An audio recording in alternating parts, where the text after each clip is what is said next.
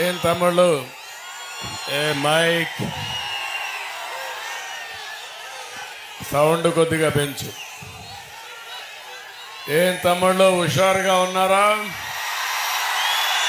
ఏమమ్మా ఆడబిడ్డలు హుషారుగా ఉన్నారా లేదా? మొట్టమొదటిసారిగా గౌరవనీయులు వంగవీటి రంగా గారి కుమారుడు వంగవీటి రాధాకృష్ణ గారు, నేను చాలా మందిని చూశాను కానీ ఒక సిన్సియర్గా ప్రజలకు ఏదో చెయ్యాలని తపనుండే నాయకుడు రాధాకృష్ణ గారు అని చెప్పి నేను మీకు తెలియజేస్తున్నా. ఏమీ కోరడు. మామూలుగా ఇది తండ్రి పేరు అడ్డం పెట్టుకొని చాలా మంది పదవులు ఆశిస్తారు కానీ నిస్వార్థంగా పార్టీకి పనిచేస్తున్న వ్యక్తి రాధాకృష్ణ గారు అని చెప్పి నేను మీకు తెలియజేస్తున్నా. అలాంటి వ్యక్తికి మీ అందరిని చూశాను. ఎక్కడికి పొమ్మంటే అక్కడికి వెళ్ళిపోతున్నాడు, దూసుకెళ్తున్నాడు. ఒకటే ఆలోచిస్తున్నాడు, తండ్రి ఆశయాలను నెరవేర్చాలి, ఈ రాష్ట్రానికి న్యాయం జరగాలి, తను నమ్ముకున్న ప్రజలకు అన్యాయం జరగకుండా ఉండడానికి నిరంతరం పనిచేస్తున్న శ్రామికుడు రాధాకృష్ణ గారు అని చెప్పి నేను మీకు తెలియజేస్తున్నా. నేను ఒకటే ఈ దెందులూరులో హామీ ఇస్తున్నా, రాధాకృష్ణ గారి సేవలు ఈ రాష్ట్రానికి అవసరం. తప్పకుండా తగిన గుర్తింపు ఇచ్చే బాధ్యత తెలుగుదేశం పార్టీది, నాదని మీ అందరికి హామీ ఇస్తున్నాను. రెండోది దెందులూరులో ప్రభాకర్.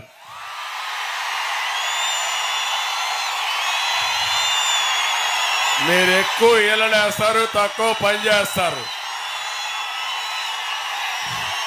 మీరు ఎక్కువ పని చేయండి, తక్కువ ఈలలేయండి. కాబట్టి ఈలల ఓట్లుగా మార్చుకోవాలి. ఈలలతోనే పరిమితం అయిపోతే చాలా సమస్యలు వస్తాయి.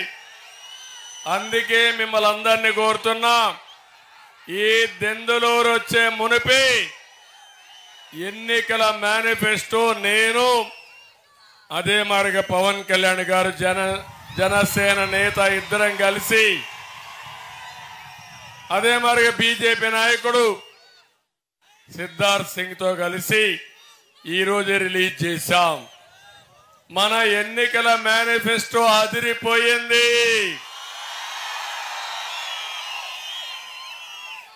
సైకో మేనిఫెస్టో అడ్రస్ లేకుండా కిందికి దిగిపోయింది. తమ్ముళ్ళు ఎప్పుడైనా సరే ఒక్క విషయం మీరు గుర్తుపెట్టుకోండి, ఒక నాయకుడు అంటే నేను సింహాన్ని పులిని అని చెప్పడం కాదు, మీకు సమర్థవంతమైన నాయకత్వాన్ని ఇచ్చి మీ పిల్లలకు ఉద్యోగాలు ఇచ్చేవాడు నాయకుడు గాని మీ పిల్లల్ని గంజాయి పరం చేసేవాడు నాయకుడా తమ్ముళ్ళు అని అడుగుతున్నా. ఎవరైనా వ్యవసాయాన్ని బాగా చేసేవాడు నాయకుడు గాని వ్యవసాయంలో పంటలు పండిస్తే గిట్టుబాటు ధరలేని ఇవ్వలేని దద్దమ్మ ఒక నాయకుడా, ప్రజాపాలకుడా అని మిమ్మల్ని అడుగుతున్నా. మీరు ఒకే ఒక విషయం గుర్తుపెట్టుకోవాలి. ఇప్పుడే చెప్పాడు ప్రభాకర్, ఆయన మీదైతే 43 కేసులు పెట్టారు, నా మీద కేసులు పెట్టారు, నన్ను కూడా జైల్లో పెట్టారు.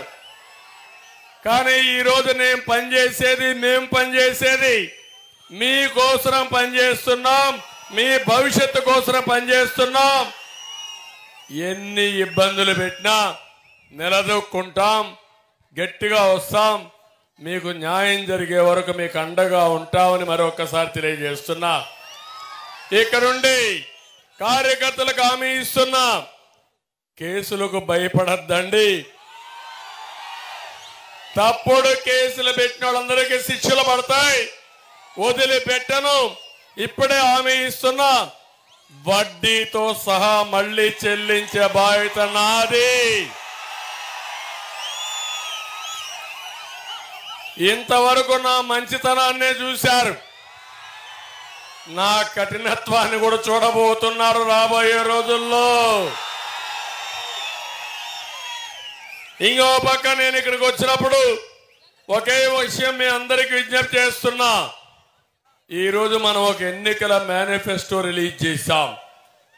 ఎన్నికల మేనిఫెస్టో అంటే 5 సంవత్సరాలు ఏమి చేయబోతున్నాం, ఈ ప్రజల ఆశయాల్ని నెరవేర్చేదే ఎన్నికల మేనిఫెస్టో. అట్లా కాకుండా నాకేం తెలియదు, నేను ఇంట్లో పడుకుంటా, మీ అందరికీ ఏదో ఉండే డబ్బులు ఇస్తా, బటన్ నొక్కాలంటే ముఖ్యమంత్రి కావాలా తమ్ముళ్ళు? ఏమమ్మా మీ ఇంట్లో మీ బామ్మ బటన్ నొక్కలేదా? ఏమమ్మా నువ్వు నొక్కలేవా తల్లి? ఈ అబ్బాయి కూడా వాడు కూడా నొక్కేస్తారు బటన్. ఇప్పుడు వాడు నొక్కడానికి సిద్ధంగా ఉన్నాడు. ఐఫోన్ ఇస్తే బటన్ నొక్కరా అంటే వాడు నొక్కేస్తాడు. అవునా కాదా అని అడుగుతున్నా.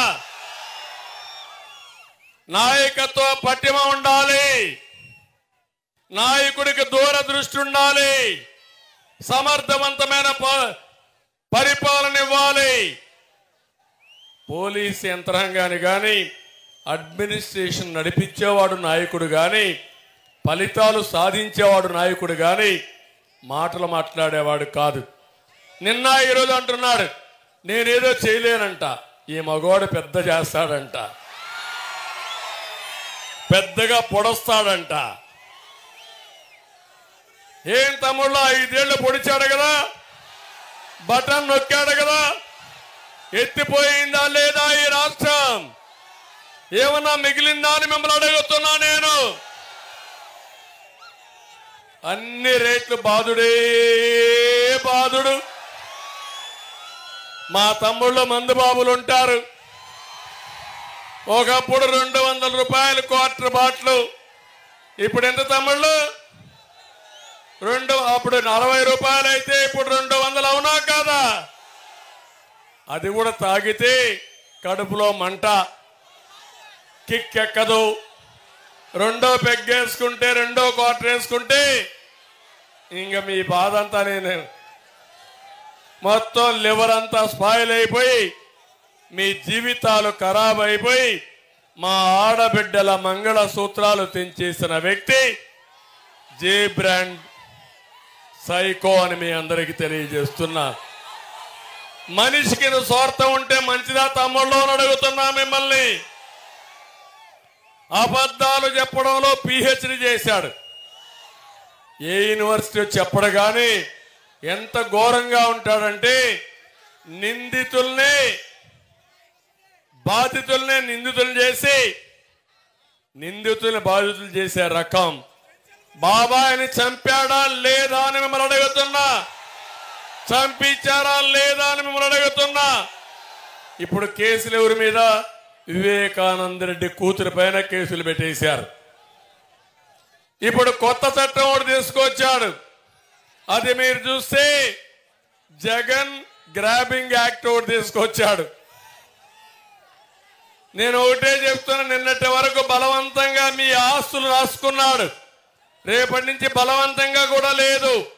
ఆన్లైన్ లో మీ రికార్డులు మార్చేసి మీ తలరాత మారిపోతుంది. అదే జగన్ ల్యాండ్ గ్రాబింగ్ యాక్ట్. అది నేను ఒకటే చెప్తున్నా, ఈ చట్టం వస్తే, ఈ నల్ల చట్టం వస్తే మీ ఆస్తి మీది కాదు, మీ ఆస్తికి ఓనరు ఎవరు? ఎవడైనా సిగ్గుండవుడైతే ఈయన భార్య వెళ్ళింది పులివెందలకి. నీ కోటలో అడిగాడు ఒక అతను, ఒక భాస్కర్ రెడ్డి అని ఒక ఆయన అడిగాడు, ఏమమ్మా నువ్వు వచ్చావు ఇక్కడికి, నీ భర్త మా నాన్న ఇచ్చిన ఆస్తికి పట్టాదారు పుస్తకంలో మీ ఆయన ఫోటో పెట్టాడు, ఇది న్యాయమా, నాకేంటి సంబంధం అని అడిగాడు. అంటే ఆస్తి మీది అవునా కాదా? ఎవరిచ్చారు ఆస్తి? మీ తాతగారు ఇచ్చారు, మీ తండ్రి ఆస్తి, ఇప్పుడు మీ ఆస్తి. దాని మీద ఫోటోలు ఎవరమా? Psycho photo. చూసారా ఫోటో? అంటే ఆ ముఖం చూడాలని నిద్ర రాస్తానే మీ పని. అంటే గొడ్డలు కనపడుస్తుంది. ఆయన చూడంగానే ఏం జ్ఞాపకం వస్తుంది? గొడ్డలు జ్ఞాపకం వస్తుంది. ఇంకా భయపడి ఇంట్లో పడుకోవాలి. అంటే నేను ఎందుకు ఇవన్నీ చెప్తున్నానంటే ప్రజాస్వామ్యం అపహాస్యం చేశారు, భ్రష్టు పట్టించారు, అందరినీ బెదిరించారు, ఎక్కడికక్కడ మీ జీవితాలు నాశనం చేశారు. కరెంటు ఛార్జీలు పెంచనున్న దుర్మార్గుడు ఎన్నిసార్లు పెంచారు తమ్ముళ్ళు? 9 సార్లు పెంచారు. నేనున్నప్పుడు కరెంటు ఛార్జీలు పెరిగాయా అని అడుగుతున్నా మిమ్మల్ని. అది ఒక సమర్థమైన ప్రభుత్వం. ఇంకో పక్క పెట్రోల్ డీజిల్ పెరిగింది, ఇంకో పక్క నిత్యావసర వస్తువుల ధరలు పెరిగాయి. చెత్త మీద పన్ను, ఇంటి పన్ను, వృత్తి పన్ను, పన్నుల మీద పన్నులు. ఎవరికైనా ఈ పిల్లలకు ఉద్యోగాలు వచ్చాయా తమ్ముళ్ళు అని అడుగుతున్నా. ఎన్నికల ముందేం చెప్పాడు? డిఎస్సి పెడతా అన్నాడా లేదా? జాబ్ క్యాలెండర్ ఇస్తా అన్నాడా లేదా? 5 ఏళ్ళు అయిపోయిందా లేదా? ఇంక ఇస్తాడా? ఏమి ఇస్తాడు? ఇంక సస్తాడు, వెళ్ళిపోయాడు.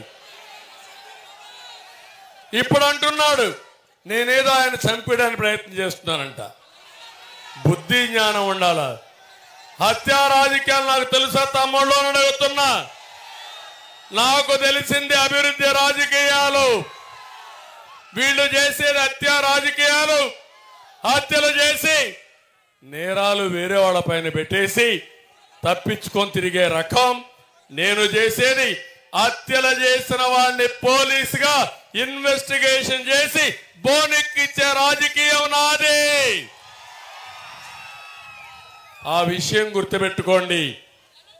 ఎప్పటికప్పుడు కళ్ళబొల్లే మాటలు, నాటకాలు ఆడుతూ మొన్నే మీరు చూశారు ఎన్నికల ముందు గొడ్డలతో బాబాయిని చంపేసి నేరం నా మీద వేసేదని ప్రయత్నం చేశారు. చూశారు కదా మా రోజు కోడి కత్తి డ్రామా ఆడాడా లేదా?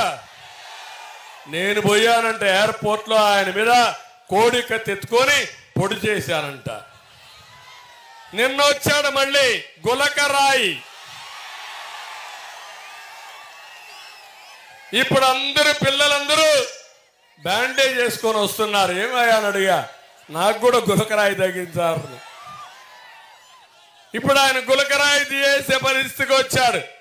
ఇప్పుడు మళ్ళా మాట్లాడుతున్నాడు నేనేదో ఆయన చంపేయడానికి ప్రయత్నం చేస్తున్నానని. ఆయన భార్య మాట్లాడుతుంది, ఆయన మాట్లాడతాడు, ఏటూ మాట్లాడతాడు. వీళ్ళకు ఒక తప్పుడు ప్రచారం అలవాటు అయిపోయింది.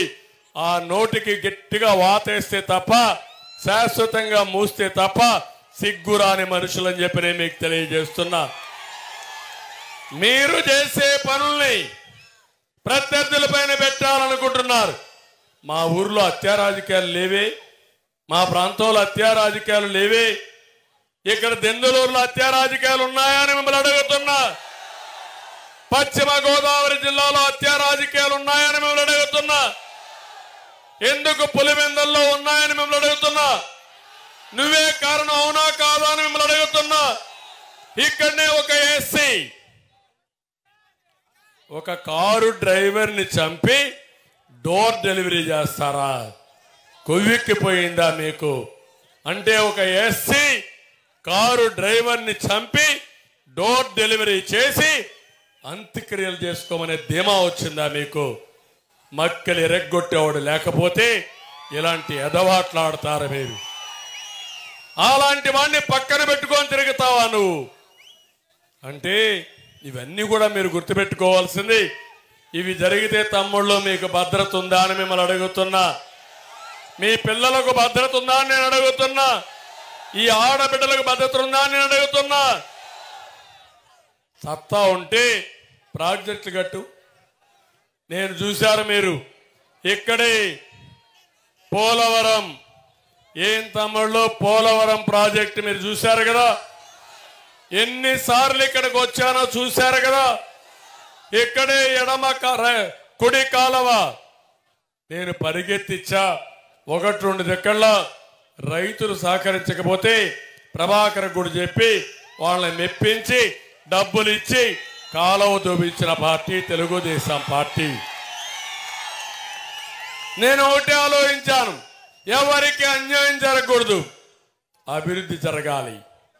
పోలవరాన్ని పరిగెత్తించి 28 సార్లు విజిట్కు వచ్చా, 80 సార్లు వర్చువల్గా సమీక్షలు చేశా. 72% పనులు పూర్తి చేస్తే ఆ ప్రాజెక్ట్ని గోదావరిలో ముంచేసిన దుర్మార్గుడు ఈ జగన్మోహన్ రెడ్డి. ఇక్కడంతా కూడా అప్లాండ్స్ ఉన్నాయి, మెట్ట ప్రాంతాలు ఉన్నాయి. పోలవరం వస్తే చింతలపూడి పూర్తి అయితే ఈ అప్లాండ్ లో ప్రతి ఒక్క ఎకరాకు నీళ్లు ఇవ్వాలన్న ఆలోచన. నీళ్లు ఇస్తే పామాయిల్ దిగుబడి పెరుగుతుంది, భూగర్భ జలాలు పెరుగుతాయి, మీ పొలాలకు విలువ వస్తుంది, ఆదాయాలు వస్తాయని చెప్పి కూడా నేను మీకు తెలియజేస్తున్నా. అందుకనే మీరు ఒక్కసారి చూస్తే ఈ పోలవరం కాలంలో ఇప్పుడే ప్రభాకర్ చెప్పాడు, అవసరమైతే 1-2 లిఫ్ట్లు పెట్టి ఒక పక్క చింతలపూడు గాని పోలవరం గాని దెందులూరుకి నీళ్లు ఇచ్చే బాధ్యత మాదని మీ అందరికీ హామీ ఇస్తున్నా. ఇదే కాకుండా ఈరోజు ఇంకొక విషయం కూడా మీరు గుర్తుపెట్టుకోవాలి. ఈరోజు నేను ఇచ్చినటువంటి మేనిఫెస్టో మీరు ఒకసారి చూస్తే మా ఆడబిడ్డలకు ప్రత్యేకంగా శ్రద్ధ పెట్టాను. నాకు మీ మీద చాలా నమ్మకం. అందుకే నేను ఇచ్చిన మేనిఫెస్టో మీరు చూసినప్పుడు 4 పాలసీలు మీకోసం ఇచ్చాను. ఒకటి, ప్రతి ఆడబిడ్డకు నెలకు 1500 రూపాయలు, నెలకు 1500 చొప్పున, సంవత్సరానికి 18,000, 5 ఏళ్లకు 90,000 రూపాయలు మీ అకౌంట్లో వేసే బాధ్యత నాది. ఇప్పుడు ఆ పిల్లలున్నారు, ఆ పిల్లల్ని చదివించాలి. ఇంత మునుపంతా అందరికి ఇస్తా అన్నాడు, ఇప్పుడు ఒకరే అంటాడు. దాంట్లో మళ్ళా కటింగ్లు పెట్టాడు, ఫిట్టింగ్లు పెట్టాడు. నేను వచ్చిన తర్వాత ఎలాంటి ఆంక్షలు లేకుండా, తల్లి తండ్రికి సమస్య లేకుండా, 3 ఉంటే 45,000 ఇస్తా, 4 ఉంటే 60,000 ఇస్తా, 5 మంది ఉంటే 75,000 ఇస్తా, పిల్లల్ని చదివిస్తా, మీకు అండగా ఉంటానని మా ఆడబిడ్డలందరికీ హామీ ఇస్తున్నా. నేనే దీపం పెట్టాను, దీపం ఆర్పేశాడు. ఇప్పుడు హామీ ఇస్తున్నా, 3 వంట గ్యాస్ సిలిండర్లు సంవత్సరానికి ఉచితంగా ఇచ్చే బాధ్యత నాది. ఇదే కాదు, ఎక్కడన్నా ఉద్యోగాలు చేయాలన్నా, వ్యాపారం చేయాలన్నా, మీరు ఎక్కడికి పోవాలన్నా ఆర్టీసీ బస్సుల్లో ఉచిత ప్రయాణ సౌకర్యం ఏర్పాటు చేస్తా. ఒకటే చెప్పండి, మా చంద్రన్న డ్రైవర్ చలో పలానా ఊరికి పోవాలని చెప్పి దబాయించి ముందుకు వెళ్ళండి. మీ భద్రతకు భరోసా నాది. ఆడబిడ్డలకు రక్షణగా ఉంటా. ఏ ఆడబిడ్డకు ఇబ్బంది వచ్చినా నన్ను తలుచుకొని ఒక మాట ఫోన్ చేయండి, మీ దగ్గర వాలిపోతానని చెప్పి నేను మీ అందరికీ తెలియజేస్తున్నా.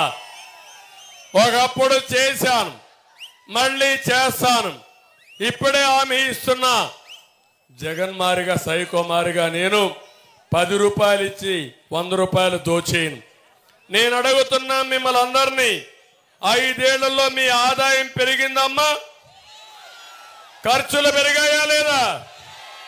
ఖర్చులు పెరిగాయి, ఆదాయం పెరగలేదు. అంటే ఏం చేయాలి? రాజీ అన్నా పడాలి, అప్పులన్నా చేయాలి, అంతే కదా, అవునా కాదా? అందుకే చెప్తున్నా, మీ ఆదాయాన్ని పెంచుతా, ఖర్చులు తగ్గిస్తా, మీ జీవన ప్రమాణాలు పెంచే బాధ్యత నాదని మరొకసారి హామీ ఇస్తున్నా.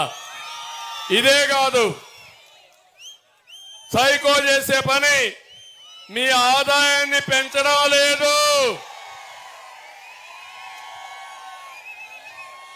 మిమ్మల్ని అందరినీ చితక కొడుతున్నాడు. పామాయిల్ గిట్టుబాటు ధర వస్తా ఉందా తమ్ముళ్ళు? వరి ధాన్యాన్ని కొన్నారా అని అడుగుతున్నా రైతుల్ని. ఎక్కడికక్కడ అన్ని రంగాలు సంక్షోభంలో ఉన్నాయి. ఈరోజు హామీ ఇస్తున్నా, నేను ఇచ్చేది సంపద సృష్టిస్తాం, ఆదాయాన్ని పెంచుతాం, పెంచిన ఆదాయం ఈ పేదవాళ్లకు పంచుతానని మరొకసారి మీ అందరికీ హామీ ఇస్తున్నా. సంపద సృష్టించే తెలివితేటలు ఈ పార్టీకి ఉన్నాయి. అదే మాదిరిగా పవర్ స్టార్ పవన్ కళ్యాణ్ కూడా ఒక కమిట్మెంట్ ఉంది. ప్రజలకు న్యాయం చేయాలని ఆలోచన ఉండే వ్యక్తి పవన్ కళ్యాణ్ గారు. ఇంకో పక్క కేంద్ర సహకారం కూడా ఉంది. ఈరోజు నరేంద్ర మోడీ గారు 2047కి భారతదేశాన్ని ప్రపంచంలో నెంబర్ 1 దేశంగా తయారు చేయాలనుకుంటున్నారు. నేను ఒకటే ఆలోచిస్తున్నా, 2047కి ప్రపంచంలోనే తెలుగు జాతి అగ్రజాతిగా ఉండాలనేది నా ఆకాంక్ష అని చెప్పి నేను మీకు తెలియజేస్తున్నా. ఇంకొక ఆలోచన కూడా, నేను పేదవాళ్ళ పక్షపాతిగా ఉంటాను, పేదవాళ్ళతోనే ఉంటాను.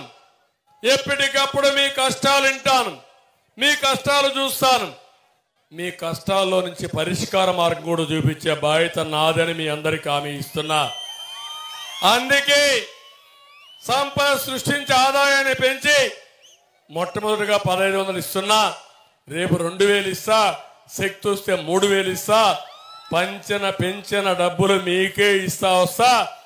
ఆ డబ్బుల్ని మళ్ళీ మీ ఆదాయం పెంచే మార్గం కూడా చూపిస్తా. చేపలు ఇస్తే చేప పట్టని రోజున మళ్ళా మీకు చేప ఇవ్వకపోతే పస్తు ఉండాలి.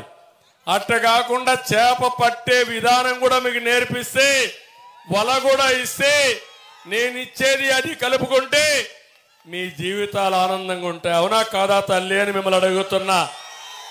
అది నా విధానం. వీళ్ళ విధానం మిమ్మల్ని ఒక చేతికిచ్చి జలగమారిగా మీ రక్తం తాగే రకం వీళ్ళు. అలాంటి పరిపాలన మనకు వద్దని మీ అందరినీ కోరుతున్నా.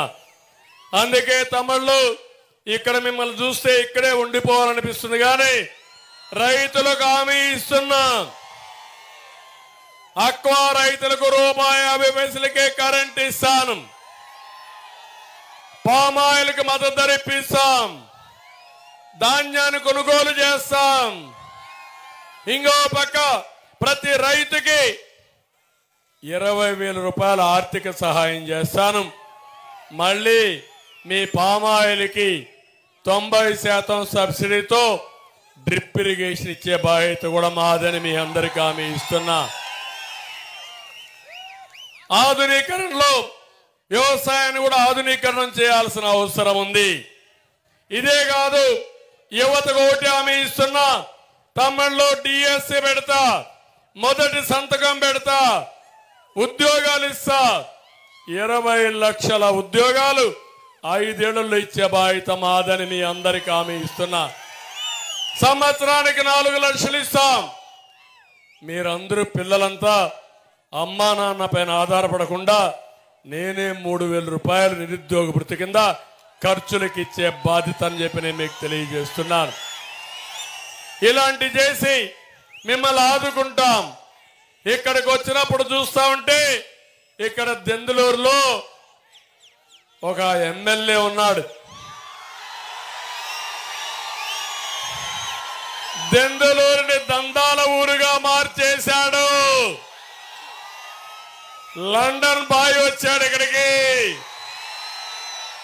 మనం అనుకున్నాం లండన్ నుంచి వచ్చాడంటే చాలా మంచోడు అనుకున్నా. అవునా కాదా అనుకున్నా. ఏవైనా అభివృద్ధి చేశాడా అని అడుగుతున్నా మిమ్మల్ని. ఏం తమిళలో అభివృద్ధి చేశాడని అడుగుతున్నా. ఐటీ కంపెనీ తెస్తా అన్నాడా? తెచ్చాడా? కంపెనీలు తెచ్చాడు. ఏం తెచ్చాడు? పేకాట కంపెనీని తెచ్చాడు. జూదాలు చేయడం మొదలుపెట్టి ఆడడం మొదలుపెట్టాడు. అవునా కాదా? నేను అనుకున్నా ఈయనకి సభ్యత ఉందేమో. ఐటీ చేశాడు, అది కూడా నా దయ వల్ల చేశాడు. లండన్కి పోయాడు, బుద్ధి మారింది అనుకుంటే ఇంకా ఆ బుద్ధి గడ్డి తింటా ఉంది. అలాంటి వ్యక్తి గుడి బడి అని లేకుండా సంపాదన కోసం ఎక్కడ పడితే అక్కడ మద్యం అమ్ముతున్నాడా లేదా తమ్ముళ్ళు అని అడుగుతున్నా. అమ్ముతున్నాడా లేదా? పోలవరం కాలువ మట్టి దోచేశాడా లేదా? దీనికంటే తప్పు నేరం ఏమైనా ఉంటుందా తమ్ముళ్ళు? అంటే పోలవరం కట్టింది నీళ్లు పోవడానికి. ఇప్పుడు మీరు ఆ మట్టి తీసేస్తే, గండ్లు తీసేస్తే, నీళ్లు ఎక్కువ వస్తే, వరద వస్తే ఆ నీళ్లు మీ పొలానికి వస్తాయి, మీ ఊర్ల మీద పడతాయి. ఆ మాత్రం కూడా ఇంగిత జ్ఞానం లేకుండా గట్లు కూడా కొట్టేసిన దుర్మార్గుల్ని వీళ్ళని జైల్లో పెట్టినా, లేకుంటే ఎలాంటి శిక్ష చేసినా లాభం లేదని చెప్పి కూడా నేను మీకు తెలియజేస్తున్నా. కొల్లేరులో పెద్ద ఎత్తున మీరు చూస్తే ఈరోజు అక్రమ చెరువులు దువ్వారు. ఇంకో పక్క కొల్లేరు 5 నుంచి 3 కంటూరుకు రావాలని మీ ప్రగాఢమైన కోరిక. మనం కానీ 19లో ఉండుంటే ఇప్పటికే అయిపోయిండేది. మళ్ళీ కేంద్రంతో మాట్లాడి మీకు ఒకటి హామీ ఇస్తున్నా, కొల్లేరు 5 నుంచి 3వ కంటూరుకు చేసే బాధ్యత మాదని మీ అందరికీ హామీ ఇస్తున్నా. సెంట్ భూమి పట్టాల్లో కూడా 20 లక్షలు చేసే భూమిని 40 లక్షలతో కొట్టేశాడు. ఆయనే ఇదనుకుంటే ఆయన చూసిన తర్వాత వాళ్ళ నాన్న కూడా ఇప్పుడు వసూళ్లు మొదలు పెట్టాడు. తండ్రి కొడుకులు కూడా వసూలు చేసే పరిస్థితికి వచ్చారు. ఏదేమైనా దెందలూరులో ఒకటి హామీ ఇస్తున్నాను, ఏదే చింతలపూడి ఎత్తిపోతల పథకాన్ని పూర్తి చేస్తాం. అదే మాదిరిగా అవసరమైతే 1-2 లిఫ్ట్ ఇరిగేషన్లు రైట్ మెయిన్ కెనాల్లో పెట్టి మీకు నీళ్లు ఇచ్చే బాధ్యత మేము తీసుకుంటామని మీ అందరికీ హామీ ఇస్తున్నాం. జగన్నాథపురం ఎత్తిపోతల పథకానికి తాడేపల్లి నుంచి బటన్ నొక్కాడు. పనులైనాయా తమ్ముళ్ళు? ఆయన బటన్ నొక్కితే మీ నదిలో ఇసుక మాయమైపోతుంది, పనులు మాత్రం కావు. అవునా కాదా? కాలువలన్నీ పూడికలు తీస్తాం, రైతు కష్టాలు లేకుండా ఆదుకుంటాం. గోని సంచులు ఇవ్వలేని వ్యక్తి వెర్రి పప్ప కొడుకును పంపించాడు ఇక్కడికి. ఏం తమ్ముళ్ళు, రైతులు వెర్రి పప్ప కొడుకును పంపించాడు. ఇప్పుడు ఎర్రి పప్పను చేసి పంపిస్తారా లేదా మీరు? మన మహేష్ యాదవ్ తీసుకొచ్చాం. నేను ఒకటే ఆలోచించాను, సామాజిక న్యాయానికి పెద్దపీట వేయాలని.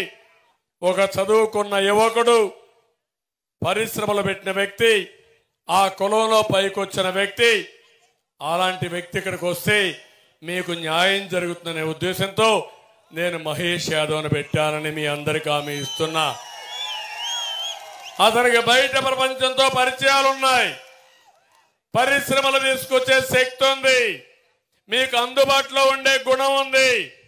తప్పకుండా మీకు అందుబాటులో పెట్టే బాధ్యత నాది.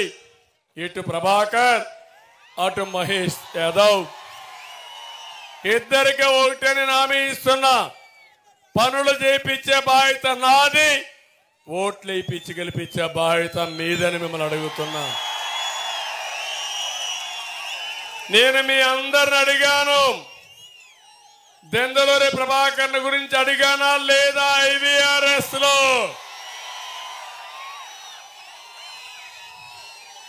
ఎన్నున్నా మీరు ఎప్పుడు కూడా ఇతనే కావాలని కోరుకున్నారా లేదా అని మిమ్మల్ని అడుగుతున్నా.